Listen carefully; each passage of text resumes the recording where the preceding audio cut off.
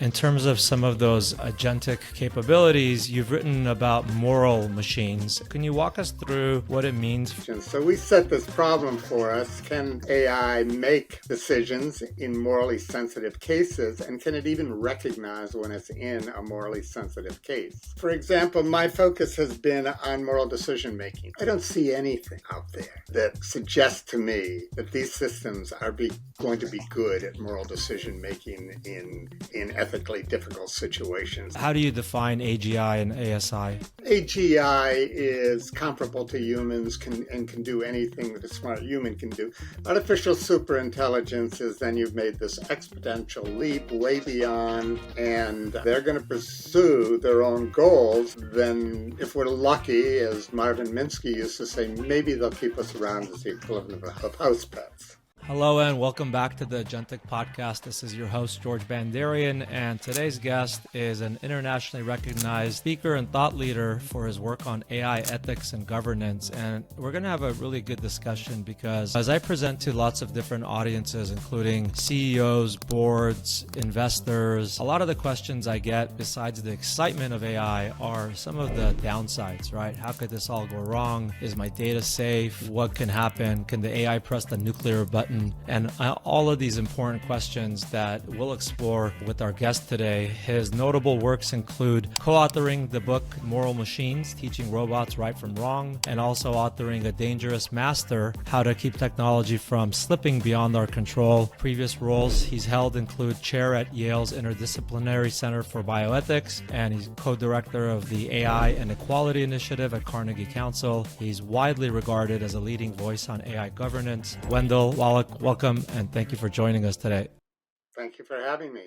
So let's dive in, and maybe before we go to the downsides, let's talk a little bit about the upsides, and let's start on a positive note. What do you see as the biggest upsides of AI, and how will AI uplift humanity?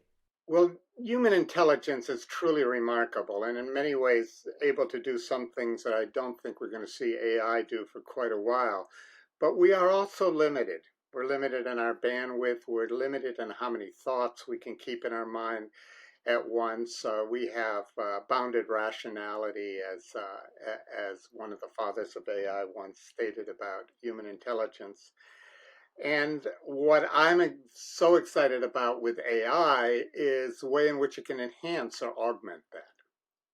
So clearly AI is a different kind of intelligence. It does things in a different way than humans do it. I mean, AI is not one thing, and there are many different things going on within the world of AI. But I see the prospect of solving many challenges that we have difficulty doing alone with the enhancement or the augmentation of AI. I won't jump into that part, but I've been very suspicious about the degree of autonomy or agentic capabilities. I mean, we used to talk about this as autonomy, but we now have another new word out there that I'm very concerned about where that's deployed and where it isn't deployed. Or what kind of guardrails we have in place. But that doesn't alter my enthusiasm for the problem solving that can take place with both the augmentation of AI, the tasks AI can perform that we cannot perform. Yeah, that makes sense. And in terms of some of those agentic capabilities, you've written about moral machines. And so can you walk us through what it means for an AI or an AI agent to have moral decision-making capabilities? So Moral Machines is actually a relatively old book now, 15 years in technology. But strangely enough, it still is the go-to text when people think about ethical decision-making capabilities within artificial intelligence. So we set this problem for us. Can AI make decisions in morally sensitive cases, and can it even recognize when it's in a morally sensitive case? Now, one of the fascinating things about going through this exercise was to realize, well, there's a lot about human moral decision making that gets taken for granted. But when you're talking about building a machine from the bottom up, you can't take anything for granted. So humans have all kinds of capabilities, such as consciousness, something's called a theory of mind, which is the recognition that what's in my mind may be different than what's in your mind, and how we sort of deduce what's going on. Sociability, being embodied in the world, having a particular kind of body and interfacing with the world based on what that body is. So all of those can come into play. Oh, emotions. Emotions, of course, has been the piece of that ethicists have recognized for 2,000 years, and some think they're good, some think they're bad. There's moral emotions, there's being captured by your emotions and being irrational. So all of those are factors that come into play when you're thinking about decision making. And so it also becomes a question not just whether AI could go through the kind of reasoning process we identify with systems of ethics that have a lot of rules in them or a lot of principles, or systems of ethics that are really about consequentialism or utilitarianism, which are really less concerned with following the rules and more what will be the result of your actions, and then selecting an action based on the one that would be the most positive in terms of the results it gives. You have to look at all of these other factors. So is consciousness essential? And if so, what kind of consciousness, and can it be implemented in AI? And how will the AI system knows that this is a situation where what that aspect of my intelligence is outputting is essential to the challenge at hand.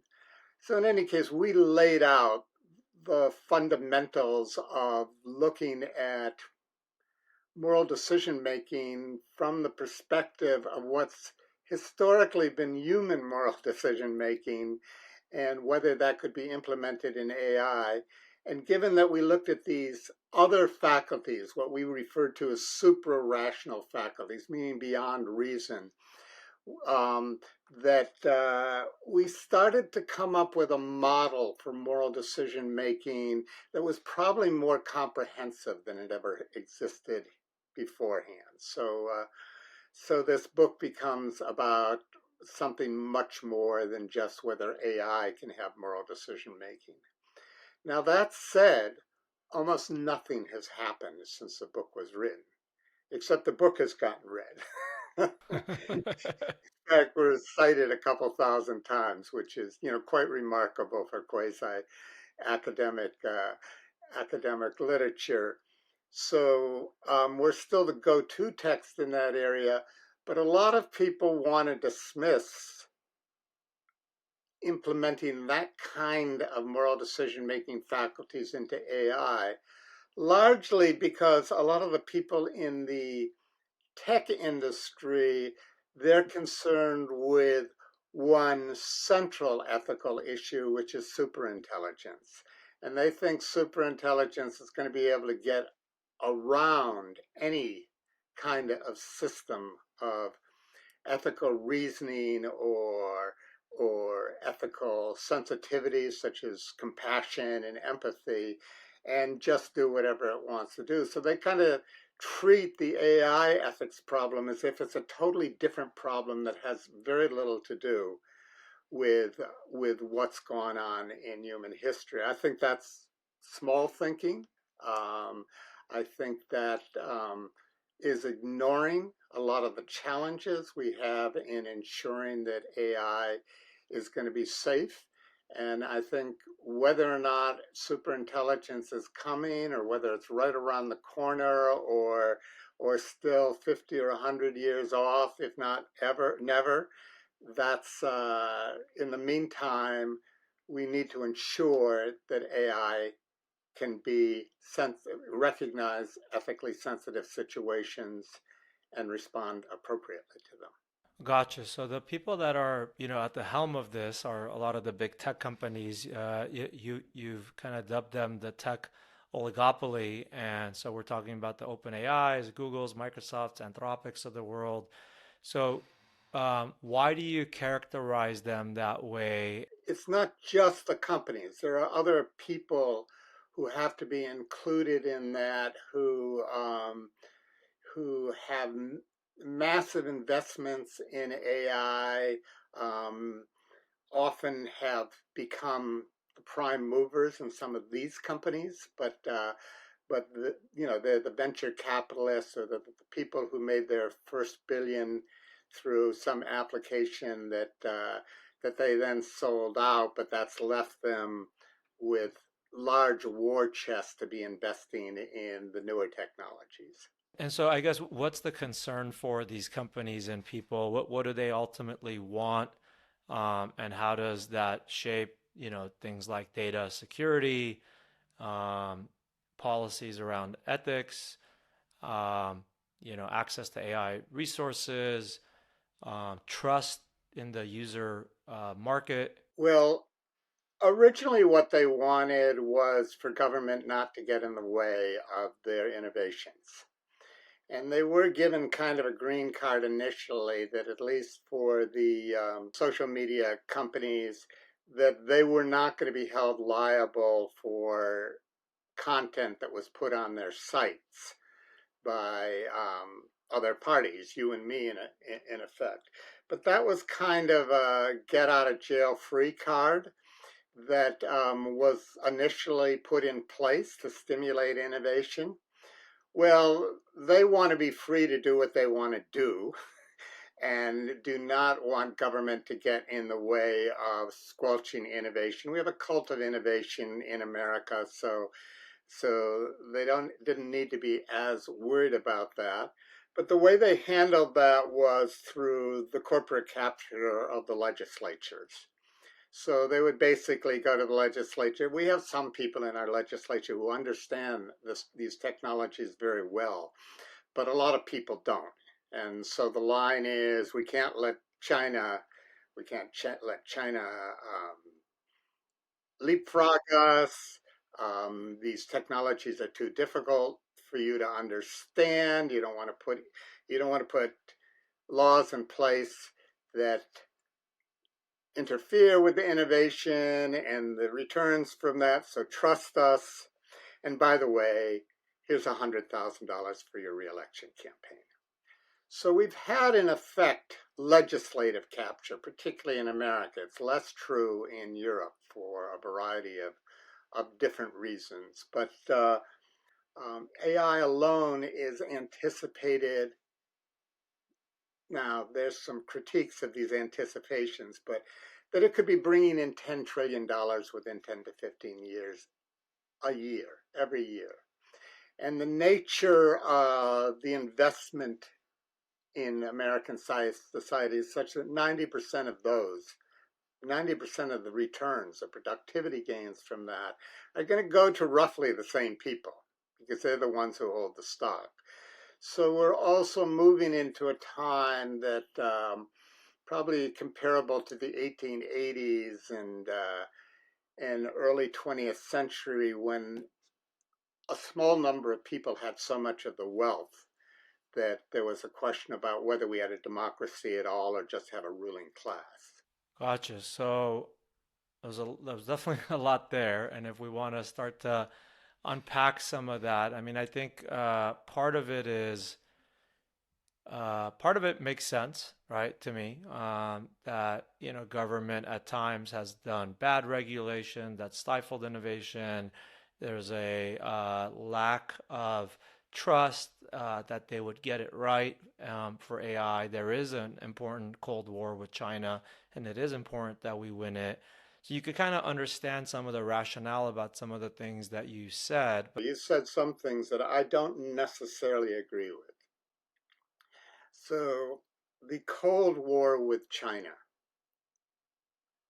If you look at the history of the Cold War with Russia, it looked like there were opportunities that we didn't have to go down that road. Now, some historians will argue, no, that's not true, but there are others who have made a very good case that all that happened as we got into this ratcheting, I take a move, you take a move, I raise tariffs, you raise tariffs, and I raise tariffs in reaction and so forth. And I've been in China enough not to be naive about who Xi Jinping is or anything like that, but I actually think that this relating to China in this inevitable ratcheting up, which becomes quite mechanistic at a point, may be losing some opportunities for more cooperation, particularly in that everybody wants the benefits of AI. Everybody is scared of the possible harms. And it's clear that there's no way of dealing with those harms unless we cooperate with each other to some degree. There'll always be competition, but but whether we have to be in a full-scale Cold War with China, this is sometimes thought of as Thucydides' trap, when you have two strong powers that they have to be in conflict with each other. I'm not convinced, and I think there's things about artificial intelligence particularly, but also biotechnologies and others, where everybody wants to have the first innovation. They want to be out front, but they're also concerned enough about the downside that perhaps there's more room for cooperation here than we like to assume. But there's not cooperation if you think I have to be way ahead of my enemy. And the fascinating thing is, we thought we were so far ahead in large language models, and suddenly China does something which their large language model may not be quite as sophisticated as our large language models, but hell, it was dirt cheap relative to what we're investing in that kind of technology. Right, right. The whole DeepSeek moment has been interesting to see it unfold. Um, but one of the things you mentioned was this fear that we have about this idea of China and the Cold War. But the broader fear, right? And I think there's this Hollywood-inspired fear that there's been a number of movies that make it seem like the AI will escalate one day and escalate conflicts, will grow, will take over, and might trigger nuclear-like disasters, right? Like press the nuclear button. Is that part of your work? Have you thought about what are the scenarios? How realistic are pressing the nuclear button or other scenarios of what's really realistic and a high risk that we should be aware of and really focus on versus the fear that's out there that's maybe unwarranted. I think the way that I've heard it explained by some PhDs is, right, there's three kinds of scenarios. There's the kind that the AI gets a mind of its own and does nefarious things. There's the scenario B, which is we didn't put the guardrails enough properly. And then scenario three, which is, a human sends the command. Um, two and three were our fault, right? The maker's fault, not the AI's fault. And so the way a number of people that are much more technical and smarter than me have explained is that it's much more likely that it's scenario two and three than scenario one. But what are your thoughts? Well, I focus primarily on scenario two and three. What is fascinating, for my own reasons, I'm not convinced that we're close to artificial general intelligence or artificial superintelligence. But it's amazing to me what percentage of the tech leaders are. And I'm not so worried about the definition of it, but AGI is comparable to humans and can do anything that a smart human can do. Of course, they can already do a lot of things that smart humans can't do. But for example, my focus has been on moral decision making. I don't see anything out there that that suggests to me that these systems are going to be good at moral decision making in ethically difficult situations. I see almost no work being done on it. I see a naivete about what that entails. I see the belief that almost everything can be reduced to reason. And I don't think at least human morality is reducible to reason. There's all kinds of other things that come into play: compassion, um, the need to be cooperative, or at least the advantages that come out of being cooperative. And I don't see anything happening yet that convinces me that anybody's figured out how you're going to get those into a language model or a statistical model or anything else. So I think a certain kind of artificial general intelligence will get maybe 80% of the way there quite quickly. But that last 20% is going to be very difficult. We are not going to, we aren't really taking the kind of steps that are likely to create the kind of intelligence that smart humans have, or that wise humans have. So that's one thing. Artificial superintelligence is then you've made this exponential leap way beyond. The systems are fully autonomous in all respects, and they're going to pursue their own goals. And if we haven't found a way of inculcating our goals into them, then then if we're lucky, as Marvin Minsky used to say, maybe they'll keep us around as the equivalent of house pets. And I mean, what I see with the technicians is a remarkable degree of belief that artificial superintelligence is coming, and we have no way of ensuring that its goals will complement our needs and goals. Now, I don't happen to think in my world, what shall I say? I'm a friendly skeptic.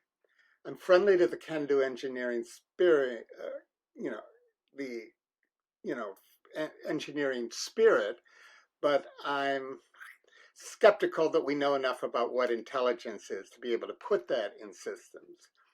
Now, that doesn't alter the fact that systems can be a lot less than artificial general intelligence and still be horrifically dangerous. So you use the example of nuclear war. I don't think that artificial intelligence at this stage is likely to get near the button, presuming there is a button in that sense. But I also think that we are making decisions right now that are opening the door for perhaps not the button, the one that's supposed to set off World War III. But for example, in the earlier days when we were discussing, I'm among those people who very early on said we have to limit the development of lethal autonomous weapons. And what was fascinating was that when we discussed this at CCW, the Commission on Certain Conventional Weapons, or the Convention on Certain Conventional Weapons, which sort of has been the oversight body for arms control agreements.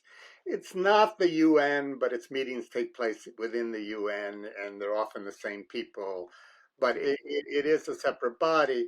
And I remember testifying there and saying that imagine if you had a lethal autonomous weapon that had the capability of launching a nuclear weapon or a non-nuclear munition that was as powerful. And I could feel the titter go through the room, because up to that point, most people were thinking of lethal autonomous weapons in terms of a drone hovering over a battlefield and taking out one person, or perhaps soldiers on the battlefield replacing the human soldiers. And that looked like a good thing because you'd have, less deaths of human soldiers. And it wasn't just I, but other people, Stuart Russell was trying to point out with kind of drone warfare. They made a little video out there that there are all kinds of other things that AI can be used for that are way short of artificial general intelligence, but are weaponizing tools of warfare in ways that could be horrendous. So that's one level of concern, that we put AI in situations that it doesn't have the intelligence for. And some of those situations may be taking actions that we never predicted it would take. So let's say a low probability but high impact action that we tried to guard against, but we didn't realize there was this loophole where it could take that action. So I think that's a bit of where I'm concerned about even today, is we are putting AI modules and control systems everywhere. And one of these days, one of those control systems is going to do something that nobody anticipated. And if there's the wrong coalition events, everything that's not anticipated is not a horrendous event. But sometimes they are. Sometimes you end up, as in India, for example, that you end up poisoning thousands of people. This is a chemical incident. I won't go into the background of that, but this is what concerns me, is even without great intelligence, you are putting machines with certain kinds of intelligence in situations where they may not actually have the right intelligence for that situation, or they may have the right intelligence to even stop some events that a human wouldn't. So, for example, shut down the electrical grid in New England when there was, some power overload that happened in Ohio. We actually had this situation take place, that it wasn't artificial intelligence, but the New England grid came down, didn't come down. It shut down and did not become part of this concatenating electrical failure that for days, you know, killed electricity in Canada and in um, the Midwest and so forth. So, so the control system there was not AI, but it was able to catch something quick enough, you know. And whether that was an AI or whether that was a human who saw what was going on in Ohio and disconnected us from the grid, I don't know. But I'm just saying there's a lot of situations where AI can perhaps respond in a fashion much more quickly than humans. But that does not necessarily mean it has an adequate intelligence to handle the breadth of challenges that could arise. So I think, yes, I think most of the problems are two and three. Um, Most of the near term challenges are certainly two and three. Um, I think the human component is still the critical one, because there's some humans who are going to want to use AI for their own nefarious purposes. Um, but there are others who are going to put systems in place without adequate safeguards, and they are going to make us all vulnerable. Right. And so, as far as the people that are going to use it for nefarious purposes, right? One of the things that I do in my presentations is I show there's a tool called HeyGen, and I have my AI avatar, and I show how everybody can create their own AI avatar, and it could scale your video production, right? So if you're a CEO, maybe you're not great in front of camera. Now your marketing team could create unlimited videos for you, or you are great in front of camera, you can't create videos fast enough. In both cases, it's a great tool. There's a third use case. It also, out of the box, you could take whatever script and then localize it to 25 different languages, um, Hebrew, Russian, Mandarin, Spanish. And so now you could reach, again, a broader audience. So the reaction I get, two things happen every single time. First thing is people are blown away, like, wow, I can't believe that was your AI that looked and sounded just like you. And then kind of the coin drops, and then people say, well, wait a minute. So what's to prevent, bad actors from now creating these deep fake videos of me, my family, my kids? They're already doing it, right? And as a matter of fact, I was in Florida for a conference, and I was sitting and speaking with the woman who you might even know her. Her first name is Jen. She famously got a call they deepfaked her daughter's voice, and luckily she was able to validate with her husband that the daughter was with the husband. But she then took this all the way up to the Senate, and there's a lot of press and media on her fighting the fight of, hey, we need to prevent this and we need to have education. Um, where are we at with that? What's like your playbook on how do we avoid or how do we prepare ourselves? Two sides, right? One is how do we prepare ourselves not to be tricked, and two is how do we try to shut these kinds of people down? Yeah, well, I mean, I think there's three elements to that. One is just education, but I'm getting a different kind of scam every day. And I can't believe the amount of time I waste trying to figure out whether this is a scam or whether it's real, particularly if it looks like or sounds like, somebody I know. I have said, and I've encouraged the International Consumer Union to push for an anti-scam law. So I think that's the start of international governance of these kinds of technologies, because it's wasting everybody's time. The people who are getting built the most often are those who are in the least position to handle that. So I think that's kind of, and I know that the Pope now has also um, promoted something like that. So I think first of all we have to make that illegal. We have to make that illegal on an international level, because, as you know, most of the early scams came out of Nigeria. They still come out of, some of them still come out of Nigeria. I'm always amazed that Nigerians are on to the latest tricks, but it's Nigeria. The fact is, the scam does not have to originate in your country, so it has to be something that is unlawful everywhere, and we need Interpol and other bodies that are not included in Interpol prosecuting that. You know, so I think, does that stop it from happening? No, it doesn't stop it from happening. And every new tool somebody will figure out some way of doing a scam quickly. But I think that can at least mollify it to some extent. I think. I mean, this gets back to the regime we're now in social media, but I think we can hold the platform providers liable for, let's say, something that's a scam that's being put out tens of thousands of times. So you have to hold somebody liable. You have to have some form of prosecution. You need to have some laws in place. Yeah, definitely. There's the deep fakes.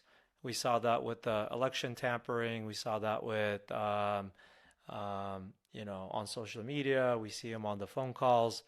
But then you have these chatbots.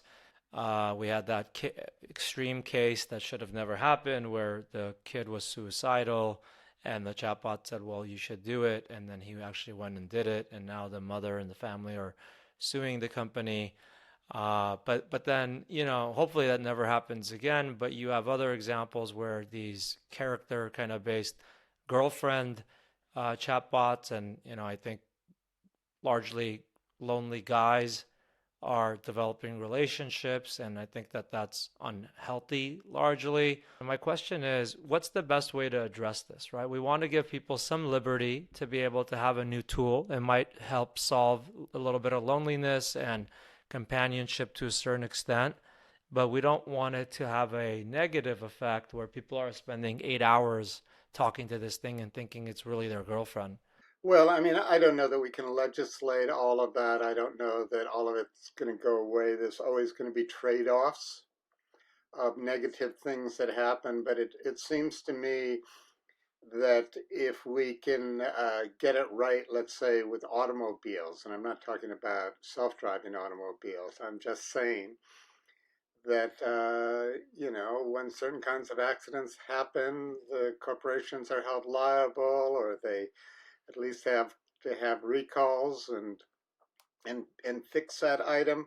I don't see any reason why we can't do that with AI. And to the extent that the corporations are not willing to take responsibility for the technology, they shouldn't be putting it out there in the public. And I think, this thing where the public has now become the guinea pig for what are essentially experimentation. That's not acceptable. It was never acceptable before we had um, these computer technologies. I don't know why suddenly it becomes acceptable because the corporations can't predict adequately, or they don't know how to put in the safeguards yet. If they don't know how to put in the safeguards yet, don't deploy the technologies. Yeah, that I think that makes sense. If we use the analogy, like you said, to the cars and other industries where, there's recalls, there's lawsuits where you can be held liable when your tech was directly responsible for causing a bad outcome and it's provable and traceable and all that. One of the things the large language models don't do, one of the things is they get into this realm where they just start making up stuff. And we all know about that. But what they don't do is they are not adequately designed to say, we're getting into an area where I'm not skilled at handling this. If somebody suicidal comes to you, you may, try and do whatever you need in the moment to mollify that. But you're going to say, I think you need to find a therapist to work with. A lot of people have had those thoughts and that kind of problem, and there are good therapists out there to work with. Another question that I get a lot, Wendell, is just in terms of when I present to companies, CEOs and boards and leadership teams, they want to know that is my data really going to be secure, right? And generally, what I say is, look, if it's a free plan you're on, it's not, because chances are you're actually agreeing to give them your data. That's why they're giving you the service for free. But if you are on a paid plan and you need to check their AI and data use policy, but generally if you're on some enterprise plan, like with OpenAI or Anthropic, then it's a very clear understanding, just like with, if you do business with Oracle or Salesforce, that they're not in there looking at your data. They're not mixing up your data with other people's data. If you have your Coke formula or your Pepsi formula, if you're on the enterprise plan, you feed that in. It's not going to go to the main model, and some user is just going to be able to search on that and find that. Do you find that that generally is true, and that these are reliable systems that when you're on an enterprise plan, or has there been any evidence of that being breached or not the case? If I'm a CEO, should I feel comfortable that if I'm on the enterprise plan for OpenAI, Anthropic, Microsoft, that my data is secure, it's not being fed into the main model, and that basic safeguard is there? Yeah, I think so. With some of the companies, I'm not convinced with all of them, but you know, but I think if Microsoft makes certain commitments to you to the best of their ability, they're going to keep them. And I think the same has been true of Amazon Web Services. But there are other parts of Amazon that don't run well at all, that are a mess. You know, and I think the problem is that most of these companies who are running on trust with the consumer will either, to the best of their ability, live up to what they have committed to you, or they're going to tell you when they've changed the rules. So Zuckerberg they were, what shall I say, monitoring certain kinds of posts, and now he's told us they aren't going to do it anymore. Yeah, and I think what you said was, when it comes to some of these tech um, oligopolies, it's going to be a little harder to rein in and maybe have direct influence on Meta and OpenAI and X/Grok. But if we think about the founders starting AI startups today, which is most of our listeners, right? Now you have an opportunity to talk to someone early on Based on kind of your work and view of ethical AI, what advice would you have for these AI founders? Is there anything that, they're just worried about? Can I find product market fit? Can I, raise some money? Can I see that? Is there some there? They're not really thinking about AI ethics and morals and some of those things. AI safety and AI ethics, these should be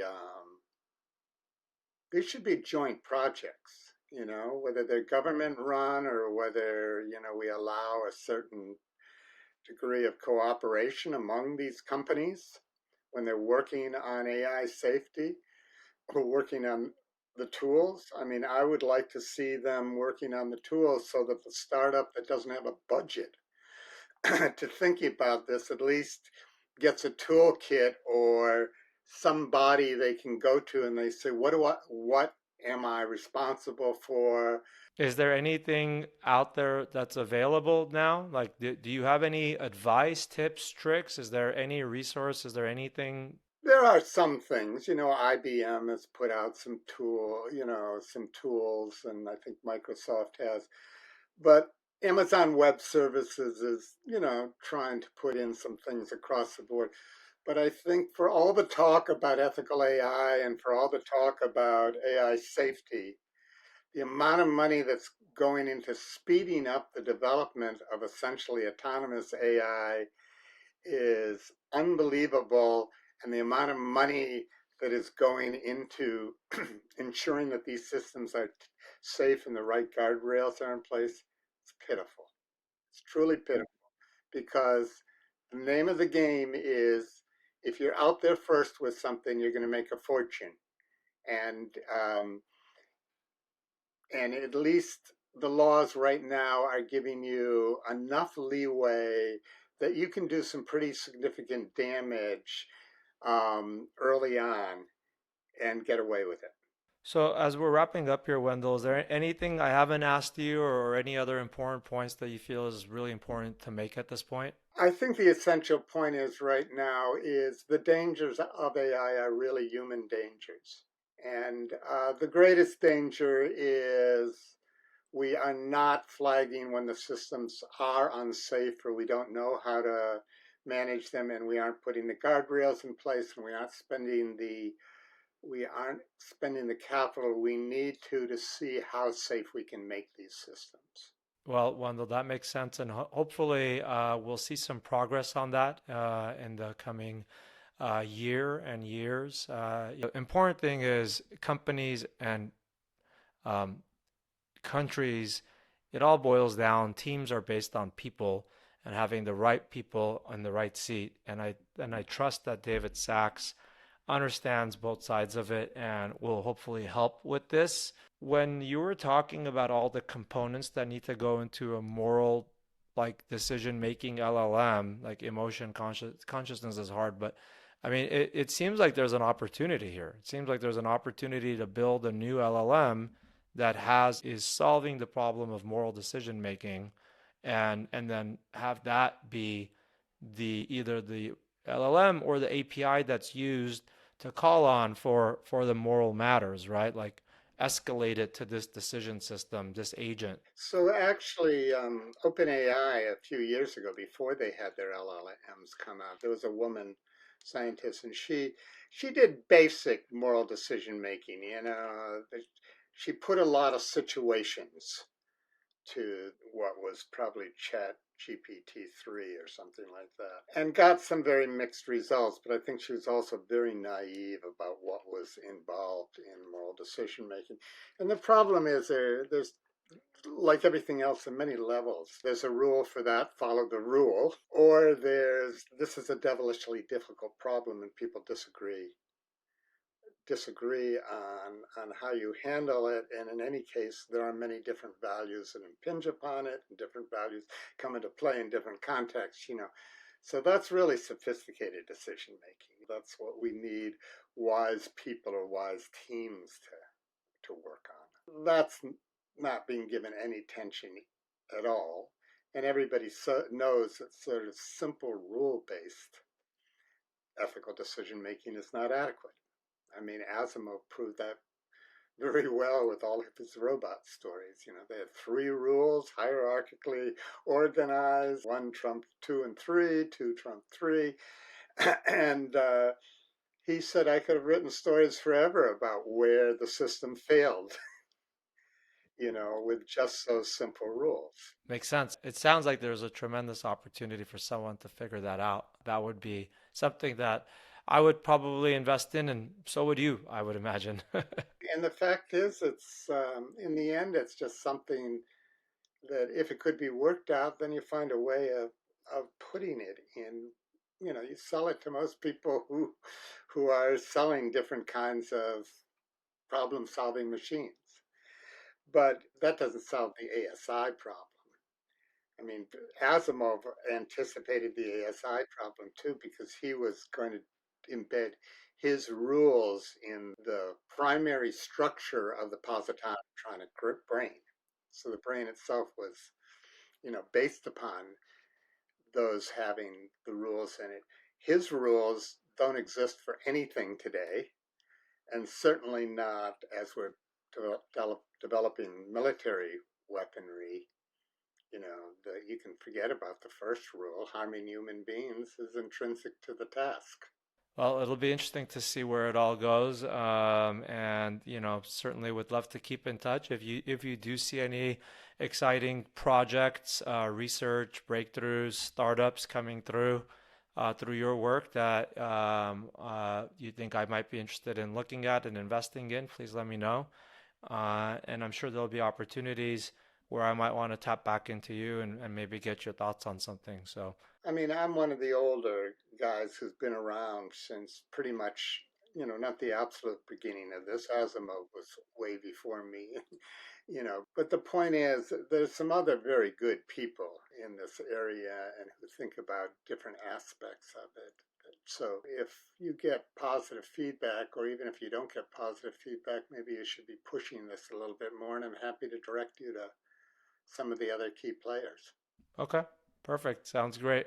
I have to say, this has been a really insightful discussion, a little different than our usual talking to founders and VCs, but this is an important topic as we talked about moral machines and AI governance and everything in between. To our listeners, thanks for tuning in. We hope that this conversation inspires you to think deeply about how we can harness AI to benefit humanity without losing sight of ethics and accountability. If you enjoyed this episode, don't forget to subscribe, share, and leave us a review. And of course, if you're an AI founder raising a round, reach out. We're actively investing in the space. Wendell, thank you so much. Thank you for having me.